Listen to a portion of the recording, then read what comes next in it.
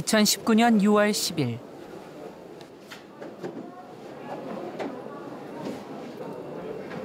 대한민국은 오랜 동행 한 명을 잃었다.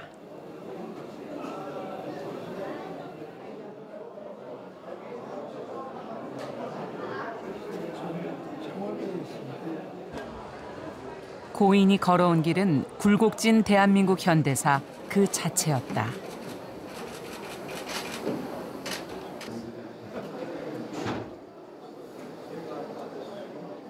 굉장히 강인하신 내면을 가지신 분이었다 생각합니다. 그런 분이 대통령님 곁에 계셨다는 것, 그리고 그 시대에 우리 대한민국에 계셨다는 것은 대한민국의 민주화를 위해서 큰 축복이었다. 김대중 대통령을 있게 하신 분이면서 한국 여성의 선구자죠. 대한민국 국민들은 당연하고 북한 주민들 어려움까지도 보살피는 이제 이 시대, 분단 시대의 큰어머니 같은 역할을 하셨죠. 거인들의 시대가 가네요. 한 분야에서 자기 정말 인생을 다 던지셨던 그런 분들이 그렇게 이제 또 하시고 남아있는 이제 우리들 몫은 해야 될 일은 점점 더 무거워지고 그런 것 같습니다. 두 사람을 잘 아는 사람들은 김대중 전 대통령은 부인 이희호로부터 태어났다고 말한다. 현대사의 모진 굴곡을 이기고 김대중이라는 거인을 만들어낸 여인.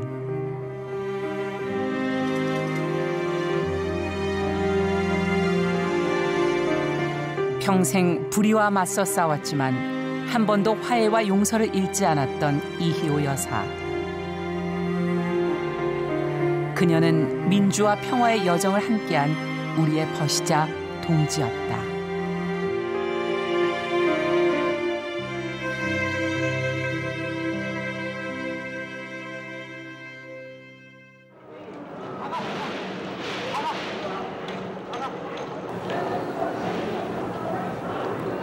대한민국의 민주화는 시민들의 숱한 피와 눈물의 대가로 오늘에 이르렀다.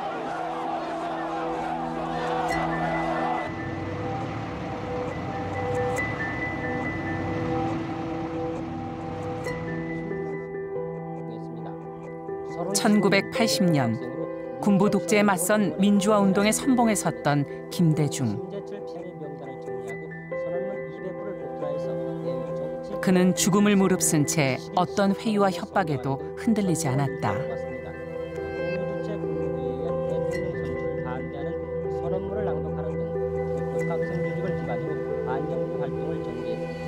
그의 곁엔 언제나 행동하는 양심이길 독려하는 아내가 있었다.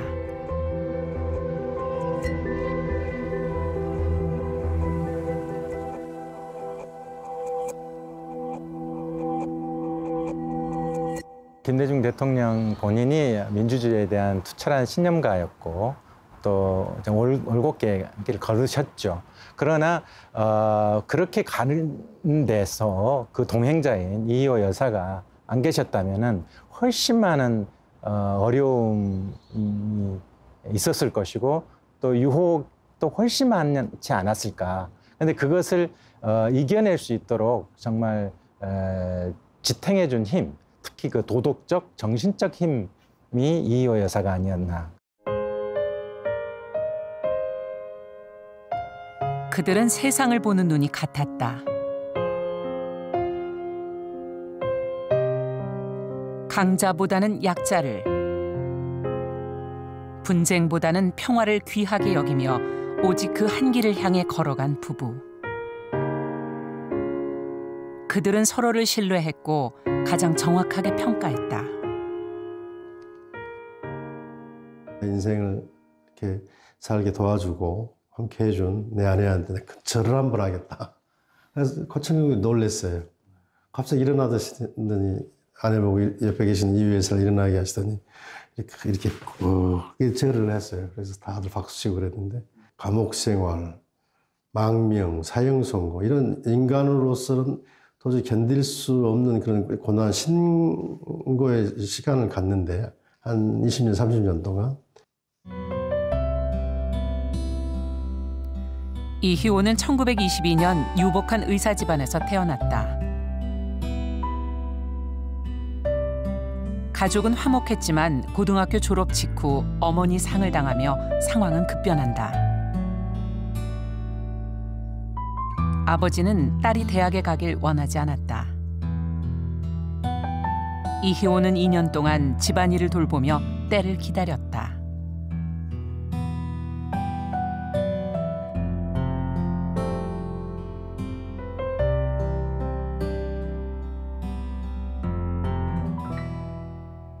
아버지가 동생들도 있고 하니까 그만두라고 학교를. 그다지 여자 남자 구별을 받지 않고 잘하긴 했지만 예. 그 정도 공부해도 되지 않느냐 그런 얘기였어요. 그래서 그만둔다고 하고 서울로 올라왔죠. 사범대학에 진학한 그녀는 입주 가정교사를 하며 학업을 이어갔다. 대학 시절 그녀는 중성을 표현하는 독일어 관사 다스로 불렸다. 쾌활하고 거침없었던 성격 때문에 붙여진 별명이었다. 1954년 그녀는 미국으로 건너간다. 공장에서 생활비를 벌어 평소 하고 싶었던 사회학을 공부하며 사회 현실에 눈 떠갔다. 중고등학교 시절에 이제 가까이 지냈던 친구들이 남긴 증언이 있는데 그 증언 중에 어떤 표현이 있냐면 이희호라는 사람을 한마디로 말하면 직심이다. 고들 직자에다 마음 심자. 직심이다. 이런 표현을 하는 게 있습니다. 그러니까 이분은 어떤 것이 옳다 또는 어떤 것을 내가 해야 한다라는 판단이 서면 그것이 어려운 길이냐 쉬운 길이냐 이런 걸 그다지 따지지 않고 그냥 그 길로 그냥 걸어가는 분이에요. 귀국 후 그녀는 여권운동에 뛰어든다. 서울 명동에 위치한 대한여자기독교청년회. 이전까지 교회 활동을 주로 하던 이곳은 1957년 이희호가 총무직에 부임하며 대대적으로 변모한다. 여성의 권리를 일깨우고 찾는 적극적인 여성운동 단체로 변모한 것이다.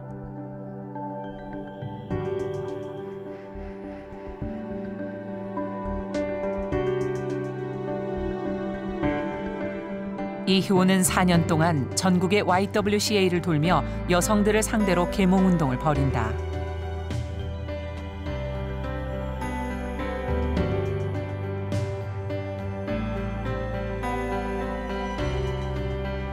남성들의 외도를 금지하고 혼인신고를 의무화하자는 운동은 많은 여성들의 호응을 얻었다.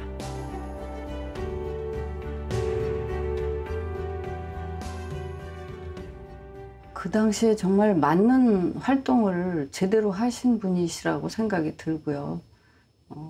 굉장한 용기를 가지시고 정말 큰 지도자셨죠. 저희들이 그냥 안일하게 여성으로서 그냥 그 가정에서 삶을 살 수 있는데 그것을 넓혀서 한국의 여성들을 위해서 큰 역할을 해주시고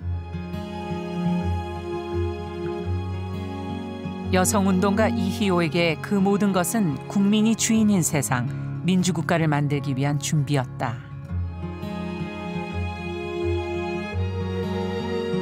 정치 신인으로 민주화에 투신하던 김대중은 이희호에게 생각과 행동이 일치하는 매력적인 동지였다.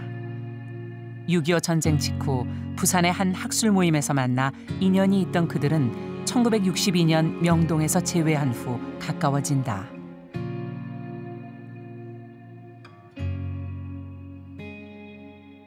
그전 부인 돌아가신 지 한 3년 후인가? 혼자 된 것만이 아니라 출마해서 떨어지고 그래서 아주 초라했어요. 어려울 때예요.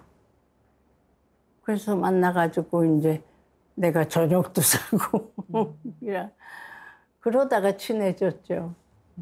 걸어 다니다가 저기 파고다 공연에 들어갔거든요. 저녁 때인데 그냥 옷을 해가 거의 저물어 갈 그 무렵이에요. 결혼하자고 한 것 같아요. 사랑한다 그런 얘기는 않고. 그때 이제 전셋집 30만 원 전세. 그 고생을 근데 그 30만 원으로 이 동교동 그쪽을 이사를 왔거든요.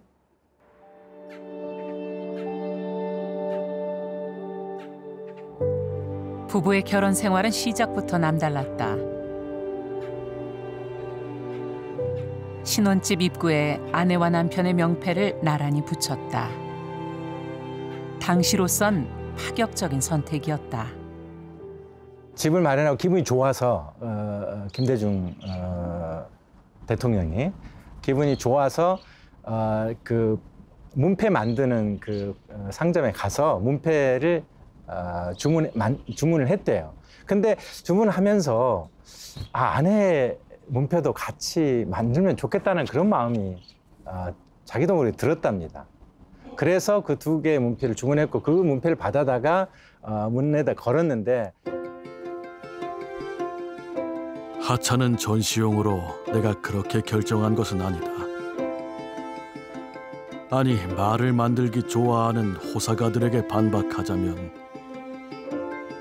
전시용 문패가 우리에게 필요 없던 시절에도 나는 그래왔다.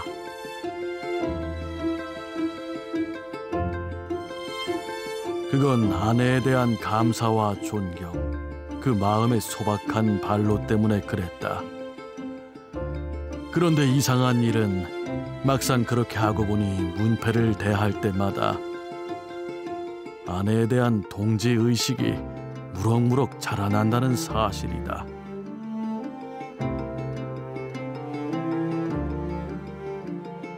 그들은 서로를 존경하고 존중했다. 부부의 가정은 그들이 꿈꾸던 민주국가의 작은 실현이었다.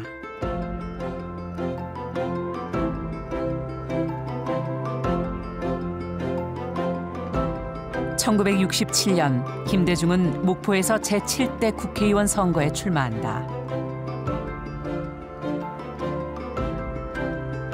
아내 이희호는 직접 지원 유세에 나섰다. 유권자들 다 만나서 네. 악수해야 하거든요. 예. 반갑다고. 예. 내가 악수를 하면 다 그렇게 꽉 쥔다고 하는데 네. 그러지 않으려면, 쥐지 않으려면 뭐들 악수를 해요. 그러니까 뭐 금권 선거, 부정, 뭐 투표, 개표 순간에도 개표 부정 여러 가지 있지 않았습니까? 당시 선거 현장에선 개표 조작이 공공연하게 일어나곤 했다.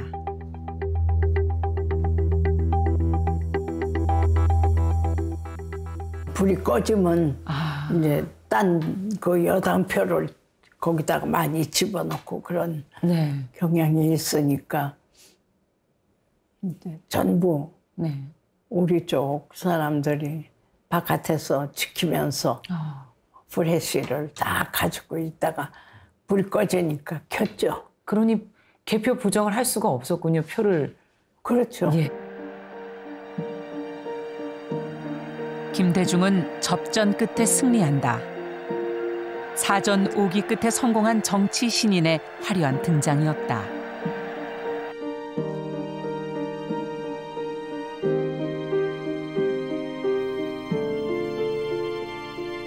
그러나 지지도가 높아질수록 견제는 심해졌다. 이때부터 김대중과 이희호 부부의 오랜 고난의 삶이 시작된다.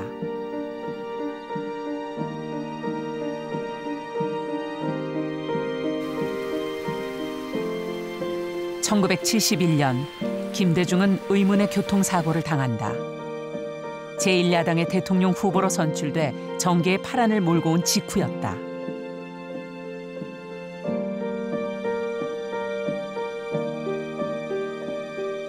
그는 부상당한 몸을 이끌고 전국 각지를 돌며 유세를 했다.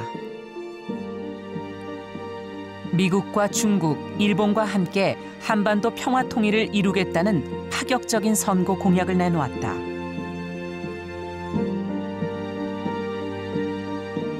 이희호는 찬조 연설을 했다. 그녀는 수많은 군중 앞에서 남편의 가장 서슬퍼런 감시자가 될 것을 맹세했다.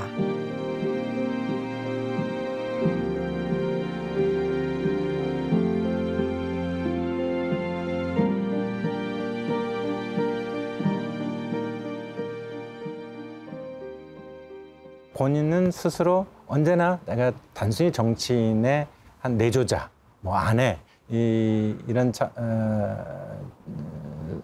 것에 머무를 생각이 없다라고 본인도 생각을 했고, 특히나 김대중 대통령이 살아생전에 이희호 여사를 그렇게 생각하고 그렇게 어떻게 보면은 삶의 파트너이자 정치적 파트너로 생각을 했기 때문에 이희호 여사도 자연스럽게 그런 생각을 하실 수 있었던 것 같고.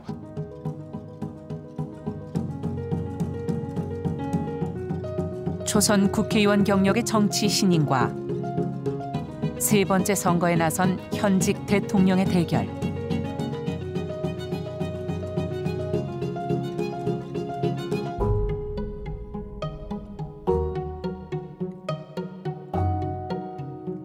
결과는 패했지만 박정희 정권의 간담을 서늘케 했다.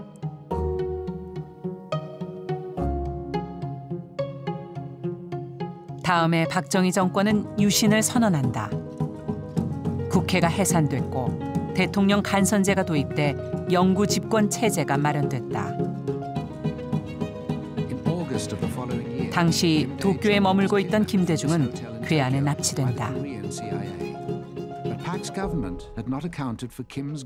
당신 방으로 가려고 가는데 어떤 청년들이 들어오더니 입을 막고 그러니까 눈도 가리고 마취인데 예. 그렇게 심한 것이 아니고 약한 마취들이에요. 그 우선 엑스레이 엘리베이터를 타고 걸고 내려가는데 그는 눈을 가리고 손발이 묶인 채 바다에 던져질 위기를 맞았다. 닷새 뒤 그는 집 앞에 버려졌다. 이 사건은 훗날 중앙정보부가 주도했음이 밝혀졌다. 와이셔츠 바람으로 오셨어요. 어디 바지도 딴 바지가 없고요. 신발은 아주 고무신 같은 그런 신발을 신었어요. 어디 다치신 데는 없으셨던가요? 여기가 이제 그 쇠고랑 찼던 데가 이렇게 흉이 조금 불구스러우게 흠이 있었어요.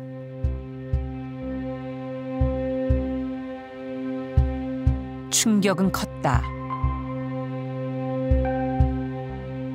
하지만 부부는 어느 한쪽도 물러서지 않았다. 살아나왔다고 해서 아마 이제는 아마 일생에 다시는 정치를 하려고 안 할 거다. 이제 뭐 그렇게 생각했는데 내가 사무실에 여기 있을 때예요. 경동교회 바로 저기 있을 때인데 전화가 왔어요. 좀 찾아뵙겠습니다. 자, 이게 난 아주 막 끔찍스러워서 도무지 아니 뭐 정보부가 수백 명이 따라올 게인데 내가 어떡하냐 말이야. 그 오지 말라고 할 수도 없고 변장을 옷이랑 다 달라입고 딱 입고 왔지만 물론 집에서 떠나올 때부터 따라온 거지. 다 따라왔는데 근데 그 뭐 긴 이야기를 안 하고 목사님 제가 반드시 해내겠습니다. 뭐 두고 보십시오. 꼭 해내겠습니다. 야, 세상에 어떻게 이런 사람도 있나.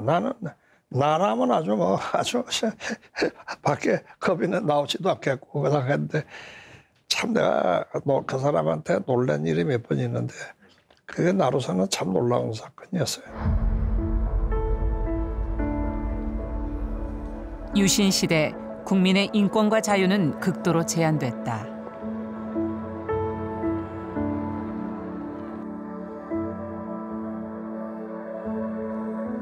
미니스커트와 장발은 퇴폐 문화로 규정돼 단속됐다.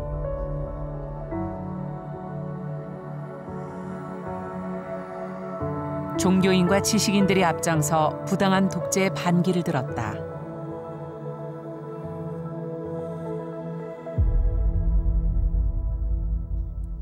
(1976년) 명동 성당에서 선포된 3.1 민주구국선언. 김대중은 정치인으로서 유일하게 선언문에 이름을 새겼다. 3.1 민주국선 사건도 보면은 이렇습니다. 그날 저녁에 그 선언서를 하나 낭독했을 뿐입니다.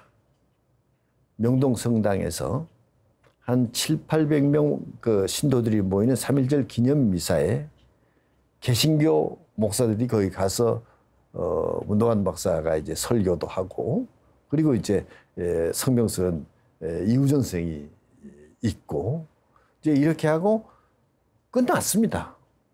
뭐 시위를 한 것도 아무것도 없습니다. 김대중은 체포됐다. 아내 이희호 또한 중앙정법으로 끌려갔다. 대통령님, 여사님 두 분 다 정법으로 그 후에 연행을 같이 타고 가서 이제 2층으로 올라가시고요. 나는 아래층. 예.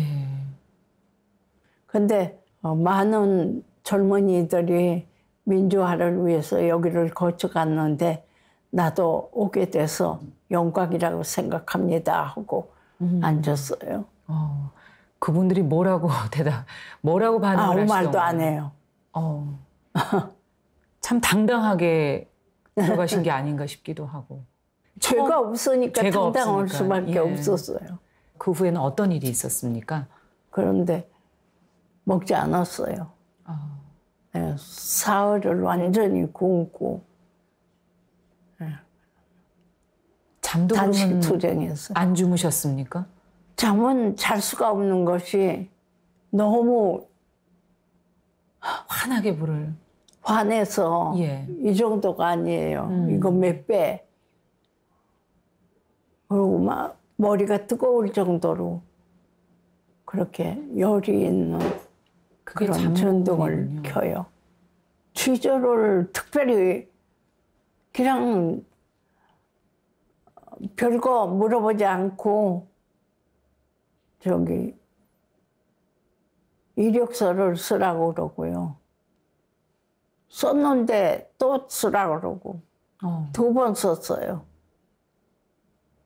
그러고 나올 적에는 여기서 보고 들은 것은 일체 밖에 나가서 말하지 않는다는 서약을 쓰고 그래야지만 나왔어요. 김대중, 문익환, 한세웅 등이 주동이 되어 민중 선동에 의한 국가 변란을 획책하였던 것이다. 재판부는 비공개로 재판을 진행했다.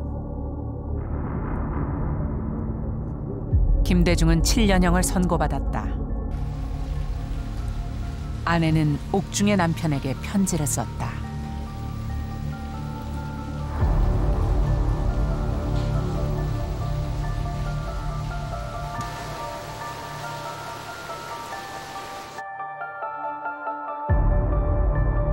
아내는 구속자 가족들과 함께 장외투쟁을 시작했다. 남편의 수임번호를 가슴에 새기고 공개 재판과 석방을 요구하며 구명운동을 벌였다.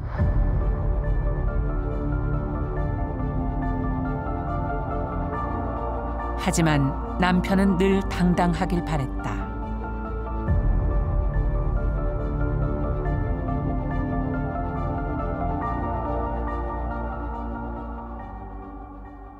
워낙 엄혹한 상황이었고 계속 중앙정보부에서 따라붙고 하는 매우 위험한 그런 상황이었거든요. 그러니까 그런 상황이었는데도 이 여사가 김대중 대통령한테 몰래 편지를 보냅니다. 아주 어려운 경로를 거쳐서 몰래 편지를 보냈는데 그 편지에 한국을 대표해서 더 강하게 투쟁하시라 이런 내용이 그 편지 안에 들어 있습니다. 그러니까 그만큼 이분은 어떻게 보면은 민주주의에 대한 신념이 굳건했다고 할 수 있고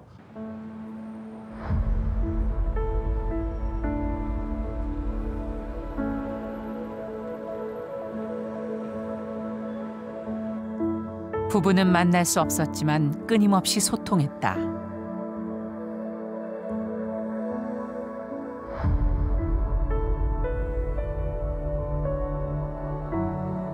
이희호는 거의 매일 편지를 썼다. 작은 글씨로 빼곡히 적은 편지가 총 650통에 이르렀다.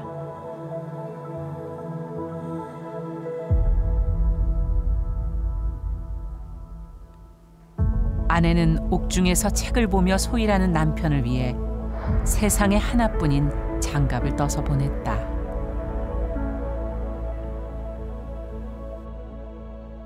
남편이 추울까 봐서 본인이 직접 뜨개질을 해서 양말이라든가 장갑 이런 것들을 짜서 넣어드렸고 김대중 대통령이 그 감옥 안에서 공부를 열심히 하셨는데 그 공부할 때 펜을 들고 이렇게 글을 쓰고 해야 되지 않습니까? 또 이 침을 묻혀서 이렇게 책장을 넘겨야 되지 않습니까? 근데 이 장갑을 끼고 있으면 침을 묻힐 수가 없으니까 이 침을 묻힐 수 있도록 이 부분만 이렇게 구멍을 뚫어서 맞춤형 장갑을 짜서 들었다 그런 이야기도 있죠. 사실 그때 김대중 대통령께서 몸이 좀 이미 불편하셨을 때여서 그거는 이제 선거 때 차 사고로 다치셨죠. 네, 다친 고관절 그쪽에 다친 것 때문에 다리가 아프거든요. 어떤 때는 시릴 때도 있고 좀 그렇다고 그래요. 빨래도 앉아서 해야 하니까 힘드시잖아요. 힘들죠. 이제 이쪽에서 빨래를 그쪽에서 내놓으면 내가 빨아서 데려가지고 집어넣었어요. 그런데 데릴 적에 팬티까지도 다 데리고 양말도 데렸어요. 왜요? 그러고 거기다가 남자 향수 사서 뿌리고 왜 그러냐면 그 안이 상당히 들어가 보진 못했지만 냄새도 나고 좋지 않을 것 같아서 그 마음이라도 좀 향수 냄새도 맡고 그러는 게 좋을 것 같아서 구겨진 옷을 입는 것보다는 따뜻하게 데린 걸 입는 것이 좋을 것 같아서 그렇게 했어. 1977년 김대중은 서울대병원으로 이송된다. 독방의 감시원이 따라붙으며 더욱 혹독한 감시가 시작됐다. 펜으로 편지를 쓸 수조차 없게 되자 그는 못으로 종이를 눌러 편지를 썼다.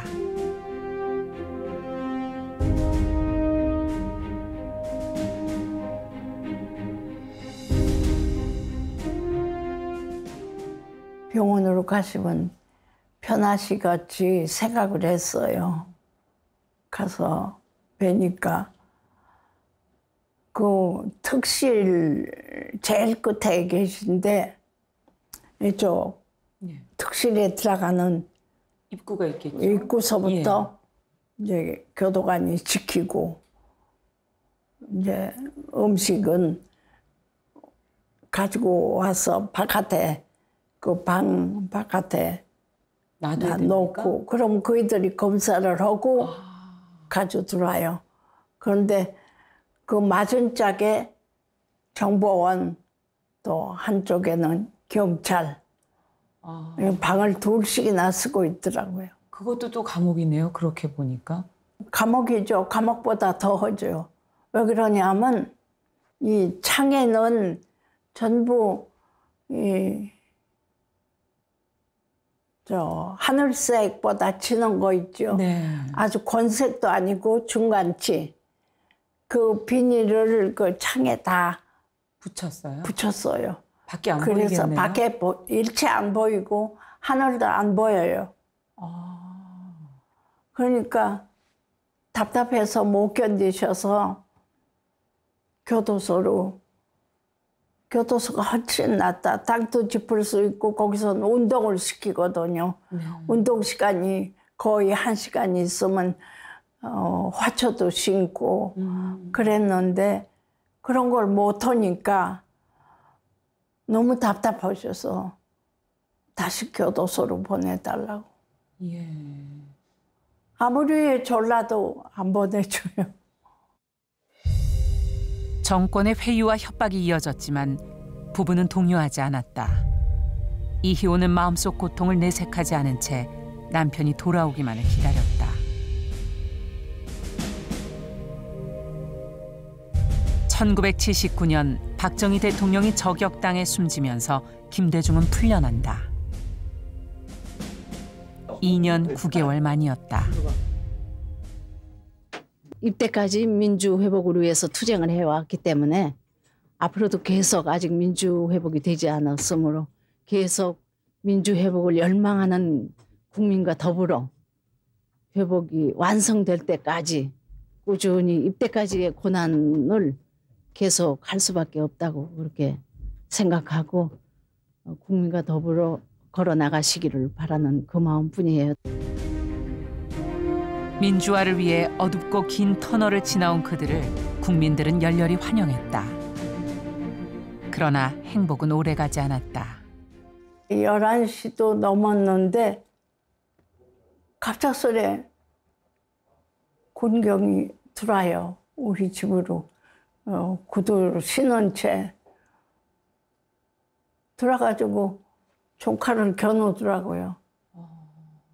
그러니까 나는 방으로 들어오고 이제 그이들이 가자고 한다고 윗도리를 입으시려고 방에 들어서 그걸 달라고 그래서 그걸 드렸거든요. 나는 뭐 하루 이틀이면 나오시겠지.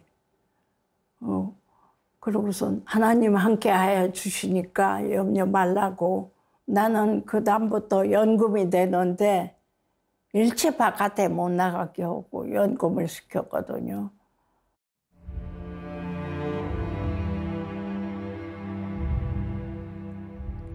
(1979년 12월 12일) 군사 반란으로 정권을 잡은 신군부는 민주화에 대한 국민의 기대를 향해 총칼을 휘둘렀다.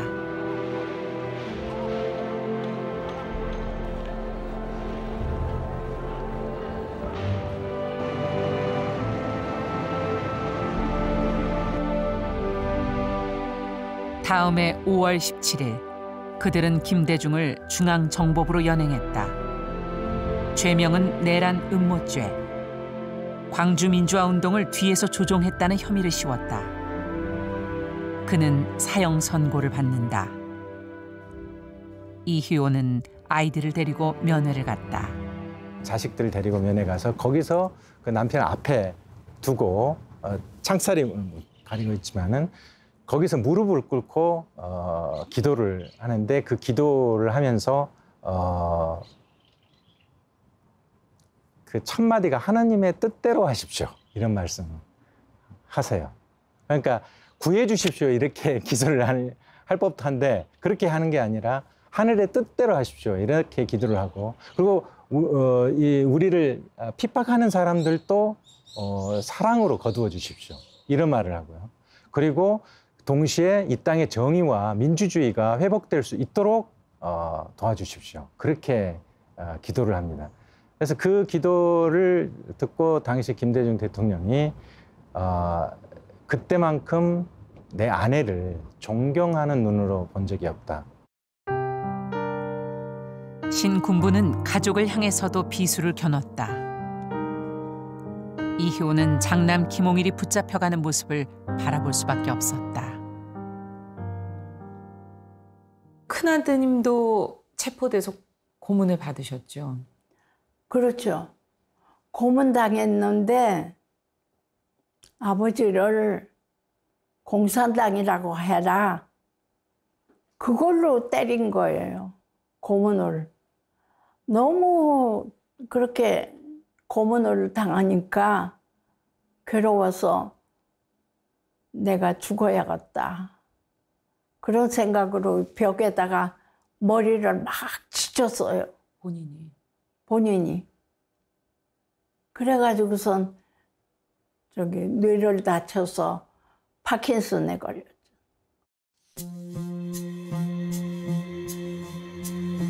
이희호는 결단을 내렸다. 신군부의 본부로 들어가 전두환과 독대했다.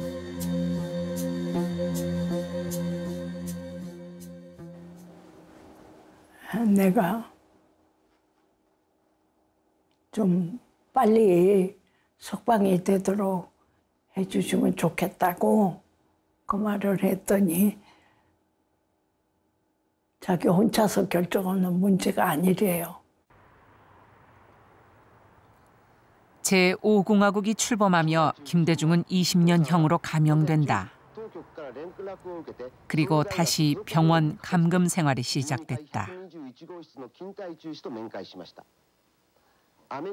전두환 정권은 부부에게 미국 망명을 제안했다. 두 사람이 이 나라를 떠나면 다른 관련자들을 풀어주겠다는 조건을 걸었다. 그걸 물어보고 정말로 이 제5공화국이 말하듯이 국민의 화합을 위해서 억울하게 갇혀 있는 사람이 한 사람도 없도록 되기를 바라고요. 정치적인 규제자가 없도록 바라고요. 아무튼 모든 사람이 자유롭게 되는 그런 말만의 민주주의가 아니라 아무리 스로건을 민주주의라 할지라도 그걸 실천 안 할 것 같으면 그건 아무것도 아니잖아요. 그러니까 그거를 진짜 실천할 수 있는 지금 당장 되지 않더라도 그러한 성의와 그러한 노력을 보여주는 그것을 좀 바라고. 부부는 미국으로 출국했다. 그들은 미국의 정계, 언론계 인사들과 재미동포들을 만나 한국의 현실을 알리며 민주화와 인권 문제를 부각하기 위해 동분서주했다.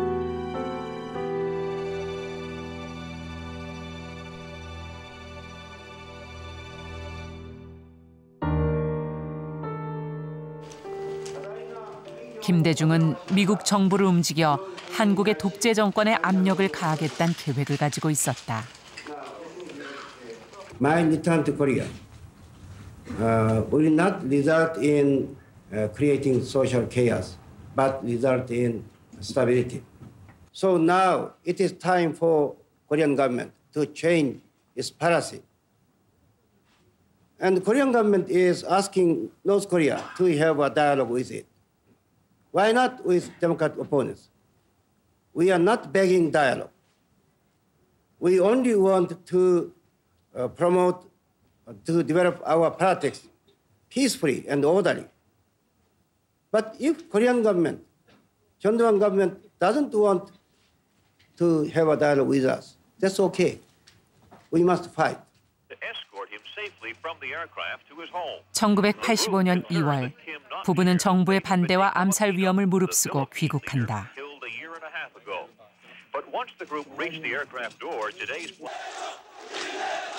30만 명의 시민들이 몰려나와 그들을 환영했다. 조국에선 민주화를 향한 열망이 폭발하고 있었다. 그러나 부부는 귀국 즉시 연행돼 가택연금을 당하고 만다. 야, 이 새끼 자식아, 너 임마! 왜 해줄 너라고?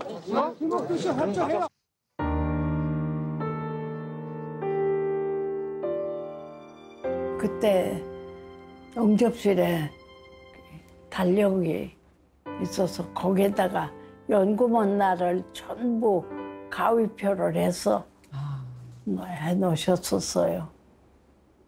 연금 중에 뭐 이발이나 미용 같은 건 어떻게 하셨어요, 두 분이? 이발은 내가 많이 했어요. 아, 대통령님의 머리를 직접 손질을? 직접 그냥 예. 이렇게 빗을 해가지고 자르면 되거든요. 그 외에도 또 도청도 많고 감시도 있고. 그래서 이제 그 써가지고 짓는 거 있잖아요. 그리고 또 칠판 같이 네. 요만한 자그마한 게 있어요. 그래서 거기에 우리 내외가 얘기하는 게 들릴까 봐서 그렇게 썼지. 적으면서. 예. 집에다가 도청기 뭐를 꽂아놨나 해가지고 다 뒤져보고요.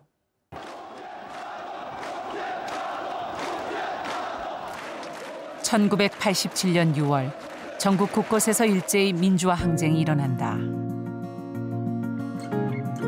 수많은 눈물과 희생으로 국민들은 대통령 직선제와 정치 규제자에 대한 사면 복권을 이뤄냈다.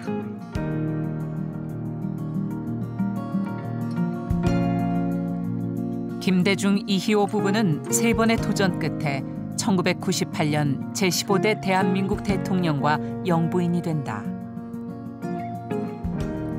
드디어 민주화 평화를 향한 본격적인 무대에 올라선 것이다.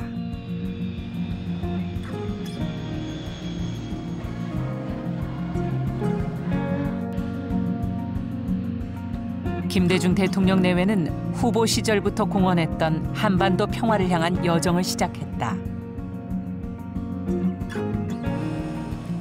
분단 55년 만에 이루어진 남북 정상의 만남.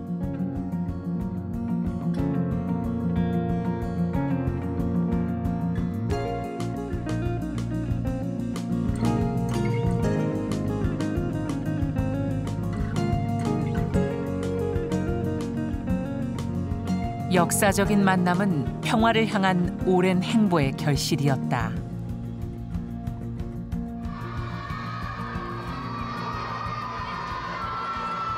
북한에서 이희호는 여성과 아이들의 삶에 가까이 다가갔다. 이희호 여사가 북측의 대표적인 아동보육시설을 찾았습니다.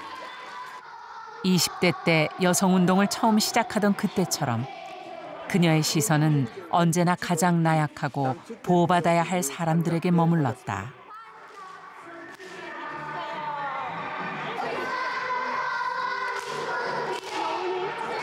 천진난만한 어린이들의 춤사위에 대통령 할머니도 함께 어울렸습니다. 북한 방문하셨고 그때 북한에 대한 인상은 어떠셨어요? 북한에 가선 참 눈물겨운 것이 산에 나무가 하나도 없어요. 전부 그이들이 겨울에 뗀 거예요. 뗄감이 없잖아요. 그래가지고 그이들 옷차림도 그렇고 군인들도 자그마해요. 너무너무 키가 죽어요. 먹지 못해가지고 그런 모습을 보니까 참 안타까워요. 안타깝고 좀 우리가 남는 쌀이 있는데 그걸 좀 보내줘서 그들도 좀 배불리 먹을 수 있게 해줬으면 좋겠다. 2002년 5월 그녀는 유엔 아동총회에서 최초의 여성 임시의장으로 기조연설을 한다. As we look around the globe, we know that the world fit for children has not yet been achieved. 누구나 자기 삶의 주역이 되고 내 나라의 주인이 되게 만들고자 했던 이희호의 꿈은 그렇게 현실이 되어갔다.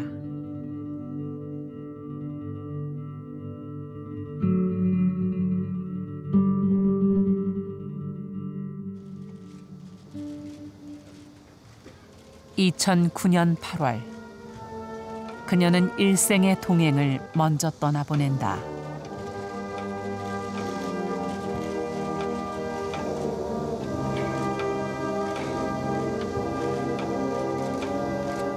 가녀리지만 늘 강단이 있었던 그녀.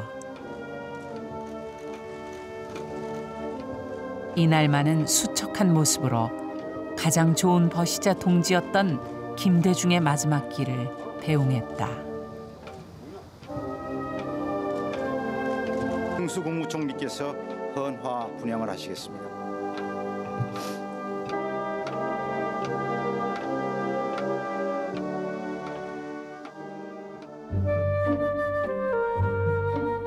때론 사랑으로, 때론 믿음으로, 때론 신념으로 두 사람은 늘 한 길에 있었다.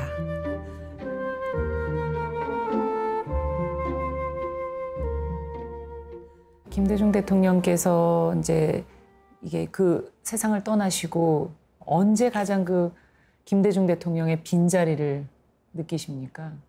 그거야 이제 그 6.15 때가 어떤지 아무튼 뭐 큰 행사가 있을 때 그럴 적에 지독이 외로움을 느끼게 돼요. 남편은 떠났지만 그녀는 남은 평생 온 힘을 다해 그와 함께 걸었던 평화의 길을 걸었다. 2009년 8월 남편이 서거하셨을 때 김정일 위원장이 조문 특사단을 보내 서울에 보내주신 만큼 조문을 하는 것이 도리라고 생각하며 저희 방북이 남북 관계 개선에 도움이 되기를 바랍니다. 이희호 요사 일행과 현정은 현대그룹 회자 일행이 26일 개성을 통과하여 평양에 도착했습니다.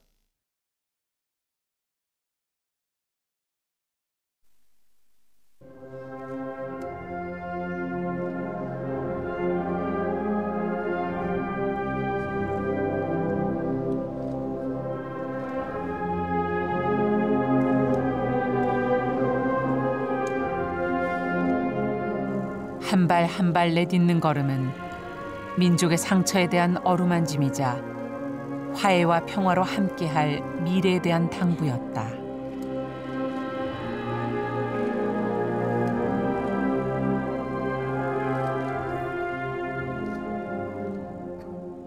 그냥 여생을 즐기시고 편안히 계시면 되는데 평양을 2번이나 가시는 거죠. 지금 김정은 위원장의 아버지 김정일 국방위원장이 돌아가셨을 때 조문을 직접 하고 최근에 4년 전 2015년도에도 박근혜 정부에서 남북관계가 아주 안 좋았잖아요. 그때 내가 무슨 역할을 한번 해보겠다고 또 가셔요. 저도 같이 그때 평양을 갔었는데 그렇게 한번 그 마음을 먹고 방향이 정해지면 그렇게 추진하는 힘들은 대단하셨던 것 같아요. 네.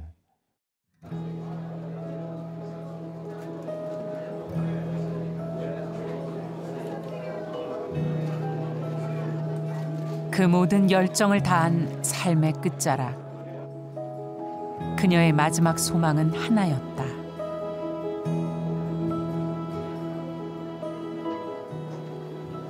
나는 뭐 이제 살 만큼 살지 않았어요. 한 달에 한 번씩 어려운 곳을 찾아가요. 그래서 조금 도와주고 쌀도 좀 사다 주고. 앞으로도 계속 그 활동은 건강하실 때까지는 건강해야 하죠. 그렇죠. 그래야지. 그러지 않으면 다닐 수가 없죠. 나는 바라기는 그냥 2, 3일 앓다가 세상을 떠나면 좋겠다. 오래 누워있거나 하면 자식들에게도 안 됐고 또 나 자신이 어렵고 그렇기 때문에 2, 3일만 활동을 이어가시기 위해서 하나님께서 그걸 허락할 줄 모르겠지만 난 그게 기도해야 하는 제목이에요. 2가지 그 유언을 김대중 평화센터에서 발표를 했습니다. 2가지 내용인데 하나는 우리 국민들한테 그동안 이렇게 도와주신 것 감사하다는 말씀하고 우리 국민들이 좀 화해하고 사랑하면서 행복했으면 좋겠다. 하늘나라에 가서도 우리 대한민국과 국민들을 위해서 특히 조국 평화 통일을 위해서 기도하겠다 이런 말씀하시고.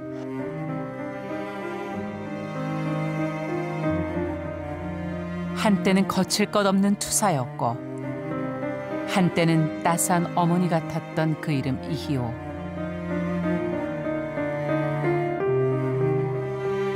그녀가 놓았던 민주와 평화의 길은 선명히 남아 뜨거운 가슴으로 함께 갈 동행을 기다리고 있다.